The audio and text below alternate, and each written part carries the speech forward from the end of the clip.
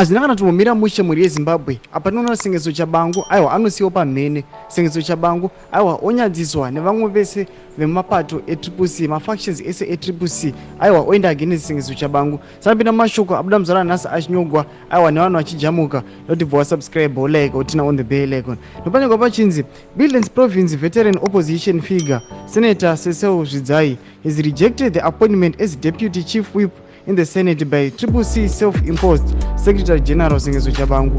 Zvidzai was previously the Citizen Coalition for Change Triple chief whip in the Senate, but his appointment was rescinded by the Speaker of Parliament, Jacob Mudenda, on Thursday.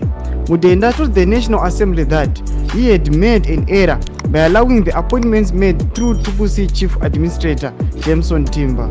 He said, after a reflection, he had noted that Timber had no locus standi to represent the Triple party. The Speaker then appointed new members to the committees from Tshabangu's list, and Senator Zvidzai was appointed as the Deputy Chief Whip. However, Zvidzai turned down the appointment after raising a point of order when the acting president of the Senate announced the new committee members. Aiwa muri Zimbabwe ndozvatiri kuona kuti panapa aiwa Zvidzai anoramba achiti aiwa I cannot be elected by Sengezo Tshabangu nekuda kweucorruptness hwavo, nekuda kwekuti aiwa vari kupinza vanhu vavo nekuda kwebackdoor, vari kupinza vanhu vavo nekumasure kuti vagokwanisa kufulfilla mawishes avo kana nhau ye2/3 majority in the parliament pashekwe vanhu vanovaopposa pamadecisions avo. Ndotidzai mafungiro enyu nori kudii pamusoro pechiitiko chakadai. Pinai comment section medu musangano subscribe kulike chinotina on the bell icon.